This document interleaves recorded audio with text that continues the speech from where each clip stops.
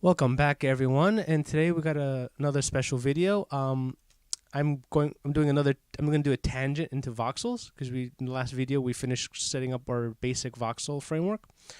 The same day I posted the videos, David Schiffman of the coding train posted the wave cube challenge. So since voxels are basically just a bunch of cubes meshed together, I was compelled to do that challenge. So I managed to implement something similar. I think he did a better job than I did, but I am stuck using voxels. So I had problems implementing the sine wave to do the animation correctly.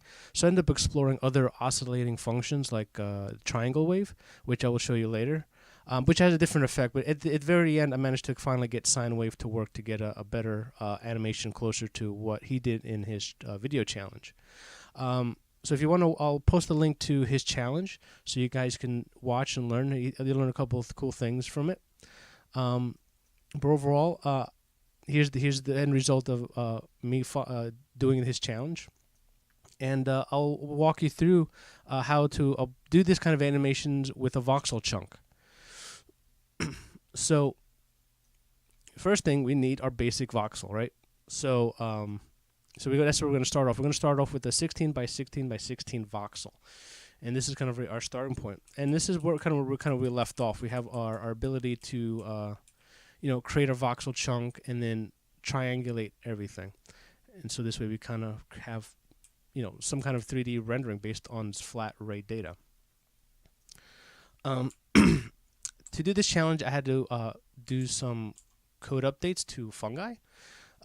One thing I did is updated dynamic buffer. Dynamic buffer had some small bugs here and there when I was trying to create all the dynamic animations for a voxel.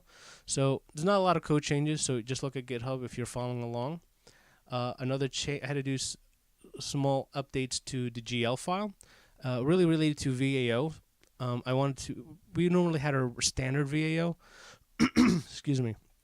So and for this version, I created a standard empty. So this is the exact same thing as our standard VAO, except it creates empty buffers instead of buffers full of data. So this way I can kind of start up something empty and then start filling it up with data when I need it. Sorry. And and the last thing is I refactored all our chunk information, all our of voxel code from the last two lessons into its own file. So this way we can implement. And there's some changes I said I was going to do. So if we can quickly look at our voxel file now, we have our voxel chunk, and it's just our bare bones voxel stuff, and we have two new functions, which I'll kind of show you later. And if you notice, all our constants and are gone from voxel chunk, and we have voxel render, which is the same. Nothing has much changed really, except using our new voxel class, which holds our constants and our static functions. Originally, voxel render had our standard has static functions like build mesh, which no longer makes sense to have it on voxel render because I have a new render class called dynamic voxel, which is why I have that dynamic VAOs built up. Like I said, there's not really much to it. It uses our new standard empty. Sets up what we need. We just pass in the starting size, and I start the size with just 1 byte of information in the buffers. And then I use dynamic buffer that links to them, so this way we can have a lot of control to it. So this way we can kind of just, in a chunk update, we can just say, okay, push data to the GPU. Here's the array of information, and it does all the updating. It keeps tracks of how many bytes are there, if it needs to resize the buffer, or we can just use sub data buffer data just to change the buffer instead of resizing it, things like that. And I had to fix get component count because that was wrong. That had a bug in it. Sorry. Oh my god. This morning. And that's one of the only. This is kind of important. And then everything else that was static, I was thrown into its own voxel class. So this way, it's reusable. Like I said, I have multiple render functions, renderables for our voxel data. So that's to start off with. So let's get rid of wireframe because we don't need wireframe right now. And let's just use our dynamic voxel. And it's really easy to use. We just declare it like in the of our renderables. We pass in our chunk. We tell it to update. So it means it kind of just renders that information, builds all the data, and pushes it to the GPU. And we set a position so it's center on our scene. So one of the new functions I built into, into voxel chunks is set column height. So this way, instead of going through every column in every single layer in a voxel, I can kind of set the X and Z and then the maximum Y. So if by setting like the maximum Y, I can control how far I want that column to be. So right here, I'm going to say I want at position X of 0, position 15 of Z, but I want a height of 0, which is not really a 0 height. It means that's how much index I want to show up. So if I click refresh, as you can see, now that whole column has been erased in one go instead of me going through every single layer like in the previous video and resizing it. So this I can actually carve out big chunks of our voxel cubes with one line of code. If I want to get rid of the whole row, all I have to do is just say I want -1. So because that means I want no more voxels at all in that column in the voxel cube. And there you go.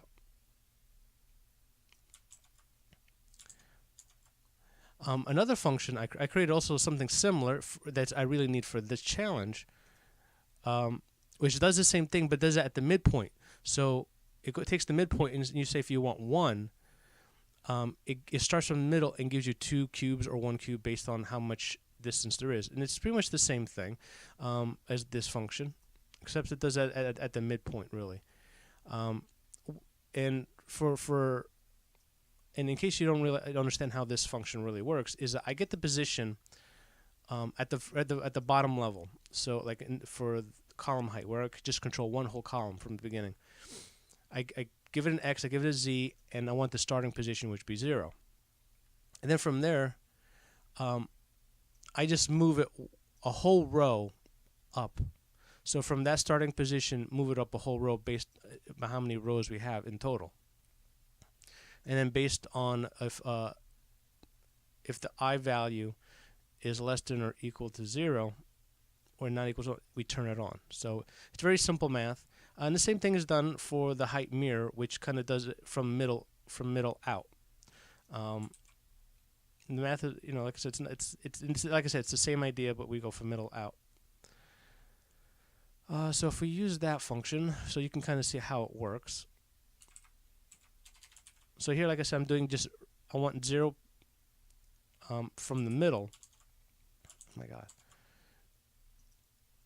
And there you go. You have the middle, it's just 1 cube that way. So like if I want, let's say, 3 cubes, refresh. From the center, it does 3 cubes up, and from it does 3 cubes down. So this way, I was able to kind of use that to help with this challenge. So this is one of the things we had to build so we could kind of control voxels a little bit better. Now, the next part of the challenge is that his animation is building kind of like a circle or like a sphere with a bunch of cubes that are scaled. So the next challenge is the next part is really just figure out how to make a sphere with voxels. So building voxels with a sphere is actually surprisingly is not too difficult. So I loop through all the cells in the quad, or in our voxel chunk, and then I take its position and subtract it from the midpoint. And the midpoint is let's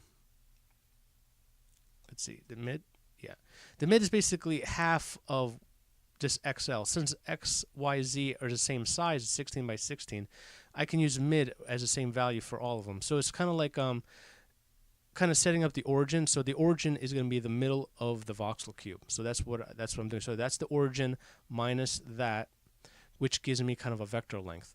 So by getting the vector length, I'm able to do distance squared.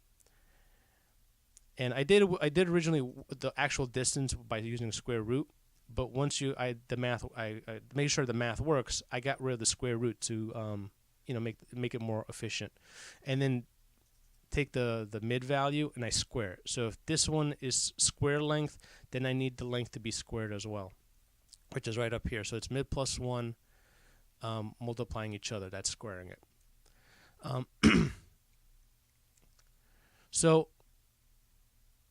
So basically what I'm doing is just like when we create a sphere, kind of like a sphere, or like every point in the sphere is the same distance away from the center. So what we're going to do is check out the entire cube and see if it's equal to or less than, and in this case, if the distance from the center of the voxel is greater than the maximum radius, we turn it off. Else we turn it on. And so that kind of sets the cell. And this bunch of code, I had 2 versions of it, and I managed to, like here, I would use the core to index to calculate. It was like the quick, easy way to get the mirror image or the mirror polar of that voxel. So if I'm changing one, I want to change the other. Here, I kind of I did the math where I can actually calculate the mirror layer, or that need to affect, and then subtract I from it. Kind of like how we're doing this voxel, where I'm going up a whole layer. This one I had to go a mirror layer, but starting from the center. So that's what all this math does. Like I said, this kind of calculates how many layers to go down minus the current I position. And with this function set up, we can then make a voxel sphere. And there we go. We got a nice voxel sphere put together.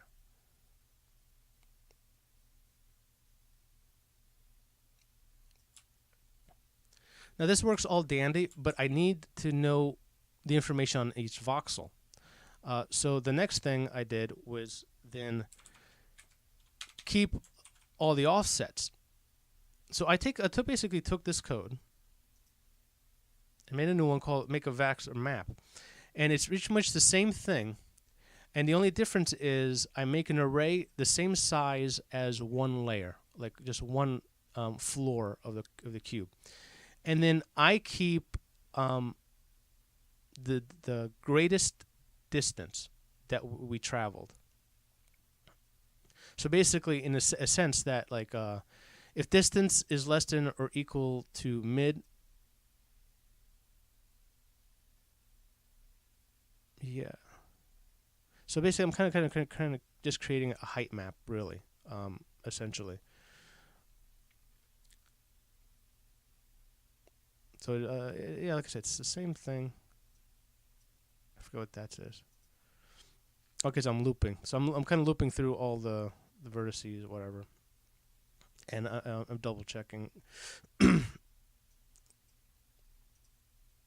This line makes sure that when as I'm going from layer to layer, I kind of rinse, because I'm not keeping all the vertices for the voxel chunks. I'm only keeping one layer's worth. And like I said, it's basically kind of creating a height map. So I'm going to figure out what is the maximum distance each column has to travel. So as long as the distance, so I'm starting from the bottom up. Actually, I'm not starting from the bottom up. Actually, I'm starting from the middle up. Since it's a mirror image, so I'm going to take the mirror from the center and basically do a height map from the middle up. So this way, if the distance is less than or equal to the range, I'm saving that value. Else, it's going to be null, which then creates like a... Well, by default, it's going to have a -1. So this fills it with null, but then every time I make a loop, I double check to see if it's null. Then I create a structure. So the structure quickly checks to see, saves the x and z coordinate just so I don't have to calculate it later during animation, and then sets a default of -1. So that column does not get drawn at all. And then at this point, I say the maximum height each column has to be drawn. Like I said, I'm making a height map. So this part just generates a height map. And then this part just goes through the height map again and then uses that new function, that set mirror height, and just sets it. That's it. So this way then it actually changes the data. So once you have like basically a height map, if I use that function, I still have a sphere. Now the only difference is now I know all the maximum height points from the center up, which gives me the ability to animate. Now, one thing, the problem is I had problems doing the math for doing a sine wave. So I started exploring different oscillating function. An oscillating function is kind of like sine or cosine, which it kind of bounces back between negative 1 and 1. This one does a good job of it, but it's kind of funky and it has a lot of if statements. But then let's see, on Stack Overflow, I found a guy who actually threw a bunch of equations on how to do like a bunch of equations on triangle waves, and I think also he links this Wikipedia page that really explains the math. So I'll post this as well, and yeah, there's like the math all here, how to do this, how to actually do a sine wave, how to do a square wave, a triangle wave, sawtooth wave. So it's kind of cool. So in the future, I might explore more of these different types of waves to produce certain math. And the triangle wave did some really cool things. So I wanted to kind of really show you in case you haven't really seen how this equation works. Now this one oscillates between 0 and whatever number you feed in, like this specific equation. And I changed it a few things. So A is aptitude, and I forget what P stands for. It's in the wiki page. But like I said, it oscillates between 0 and A. And P basically is kind of like in how you increment it. It's kind of weird how it works, but it's pretty neat. So if I quickly just run this, let me just refresh this. So if I tell it to go from 0 to 14, as you can see, it oscillates. It goes 0, 1, 2, 3, 4, 5, 6, 7, stops at 7, and it goes right back down. And it just keeps going back and forth. It oscillates back and forth. It's pretty neat. So if I put in 7, I automatically say if its P is undefined, I make P, I forget what that word stands for, equals A. So the math equation uses 7 for both A and P. But if you add a P in there, you can kind of control how you oscillate, which is really can be kind of useful. So if I do this, if I put in 8 and 4, that's kind of a halfway point, it should oscillate in factor of 2. So it goes up to 8, but does it in 2s. So 0, 2, 4, 6, 8, 6, 4, 2, 0. It oscillates. That's pretty awesome. And I think if I oscillate by 2, I think it does it by 4s. So you're going to have to play with it to kind of see how it oscillates. But like I said, it's pretty cool how you can kind of control the oscillation between a range of numbers by using this triangle wave equation. And one last example is that even though you can do whole numbers, if I go like double the number, so let's say I want to oscillate between 0 and 6, but I put a value like twice of 6, basically it kind of does a factor of half. So if you do this, I do a 0.5 oscillation. So I bounce back and forth between 0 and 6 at a 0.5 increment. Like I said, this is a kind of a really great equation, and I'm going to eventually add this to the math. I'm going to add it eventually to the math file, the triangle wave. So yeah, it's like I said, it's a really cool function. And I'll probably save these examples in there so I can reuse them. And like I said, at some point I really should explore those other ones like square, cube, square. Like I said, sine wave and cosine is not the only oscillation function you can use. You can use other ones which can give you different effects and control. Like I said, when dealing with voxels, I had problems with sine waves because that deals between the value 0 and 1. And I was having issues with floating point precision, and the way I was doing it in the very beginning, I need like absolute precision, and I just couldn't get it to work just right. It was always off by fractions of like really small fractions. Eventually, I managed to figure out how to write a sine wave version of it. So, but like I said, the triangle wave got me to where I wanted to go. So now we're going to look at the animation. I set a limit. I have a count. Oh, let me go here. So I have a counter, so I'm going to keep count of the increments as I'm animating. So this kind of is like my animated counter. I floor the mid because the mid is actually like 7.5, and I need it to be floored. I just need the value of 7. And this is my increment, so I'm incrementing by whole numbers. Like since everything's voxels, and I want to make it easier to go through every single thing, like every single increment. That's why the triangle wave worked really well for me, and it got me a really good starting point. So all I got to do is really just loop through the animation. Just go loop through my offset. Just counter plus offset, which Y tells you the maximum height of the thing. I tell it like the maximum value. That's why I have F, because I need a whole number. So I want to go between 0 and 7. And then I just set the value, the midpoint height for it. And then increment. And you might, like I said, I have right here, I have a counter if it's greater than or equal 14, make it equal 0. It's because integers have a limit. So if I was going to let this run for like a day, eventually it might hit the integer hit limit and will crash because it becomes like a runtime error. So even though I'm not going to run this animation for like a day or two till the integer fills up, I just set this up. Optimization, you got to think, if you're doing a game development, you don't have no clue how long a player is going to play a game. So you got to think about that. Like if you're using a counter, don't overfill it, because if you can fill it in 2 or 3 hours and someone's doing like a marathon gaming, you got to keep that in mind, data types of what you're using. If you overfill it, you'll crash. You might not. It might be hard to find that error. So keep that in mind when you're using counters, especially with animations, and you're doing a forward count. You might fill up that value, that value. So just keep that in mind. And wow, this is not how.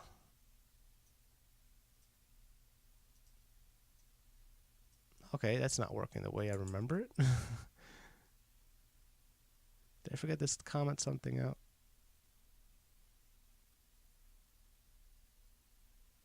I feel like I did.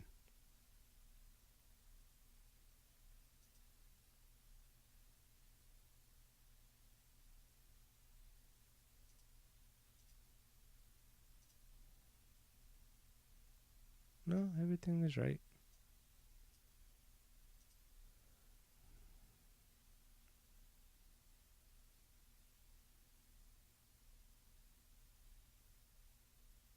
I skipped that. I do the wave.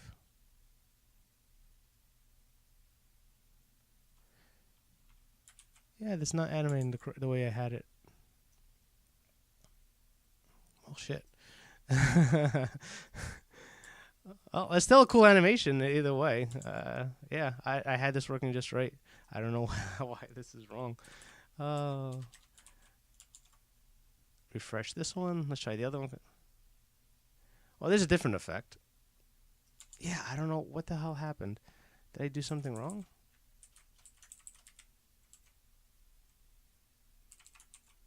Well, what the hell happened?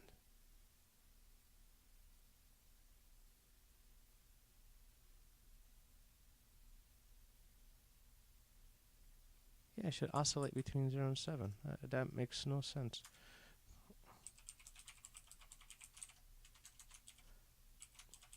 Oh, I hate this. This sucks. Don't you hate when you're trying to do like kind of like a live video thing and yeah, F meta 7. Shit, I don't know. Crap.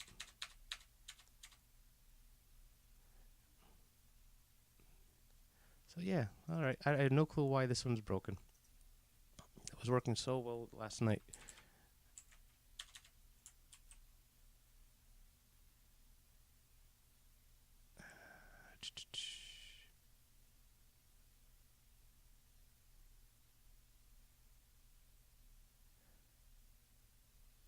Oh, I know why I'm doing. That's why. I remember.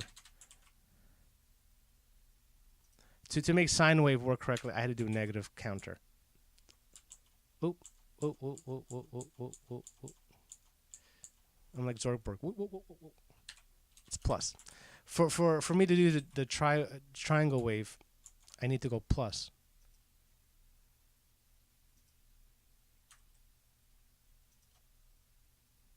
There we go. And this is the animation using the triangle wave. This is pretty good. It works really well. The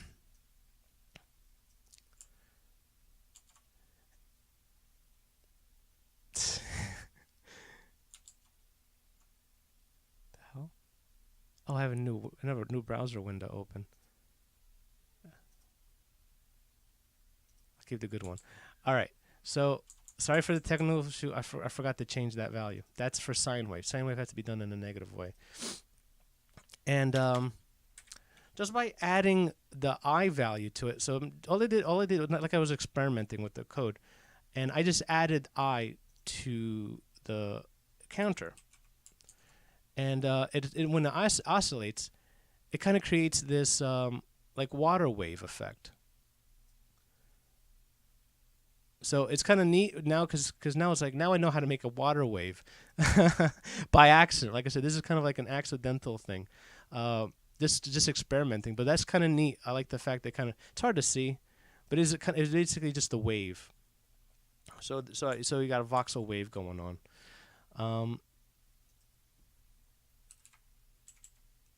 I don't remember what this one looks like. This is a lot of code. Using the triangle wave as well. I'm using a distance, I guess, as an offset value. And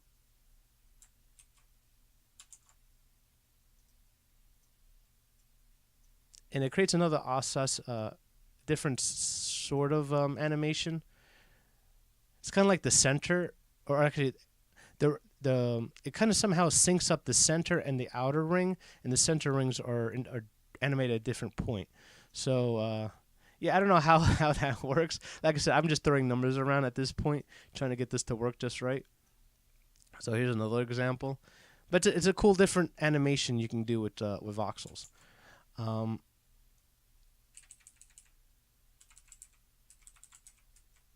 Oops. And now we got sine wave. Now sine wave. Let me do it with just the plus. I think it really looks. It works, but there's that kind of like that weird thump. And I feel like there's like a weird thump in the animation that doesn't look perfect. And I think because Daniel also in his video he just changed it to negative and it started working better.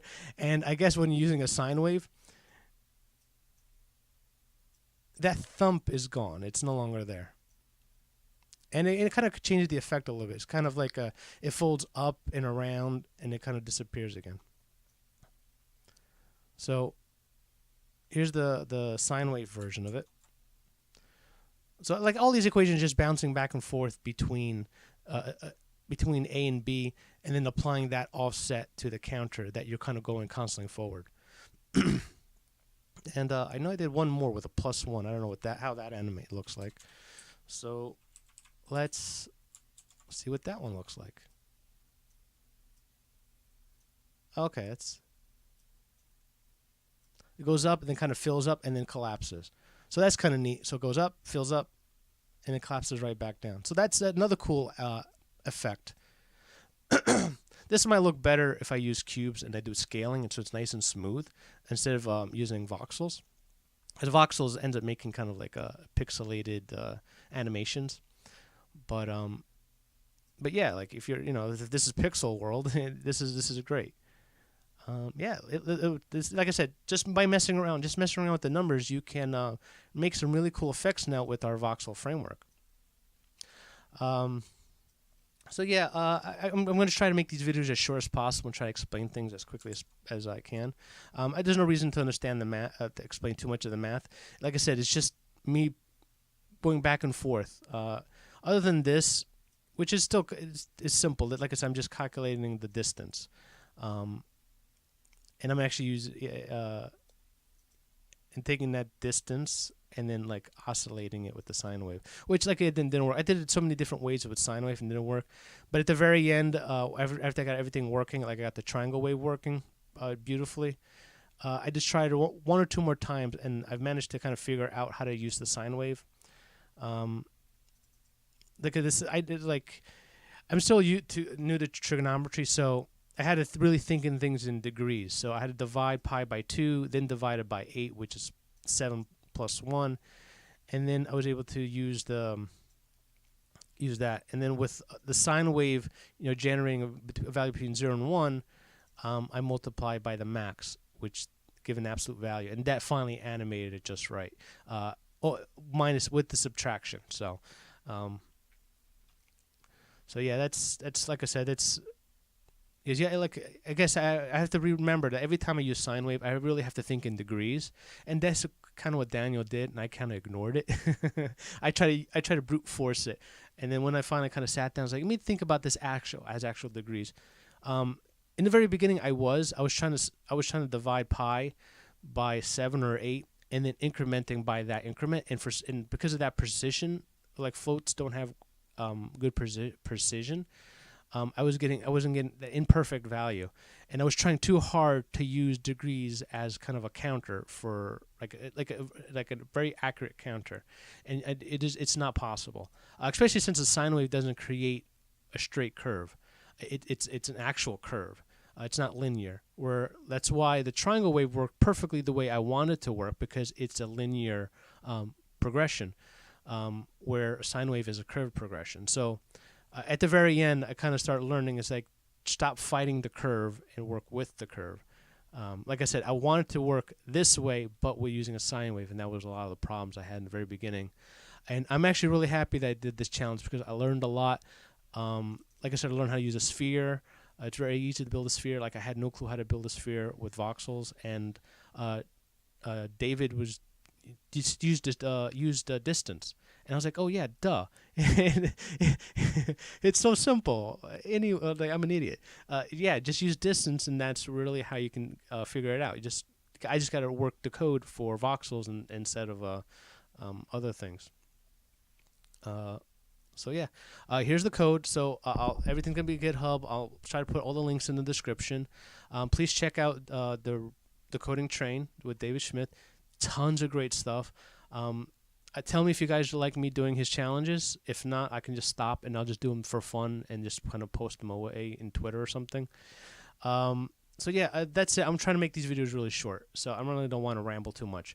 So please like and subscribe. Please visit the coding train for really great coding videos. And thank you for all my Patrons, especially for anyone who gave during Christmas time. Thank you a lot. See you guys at the next video. Goodbye.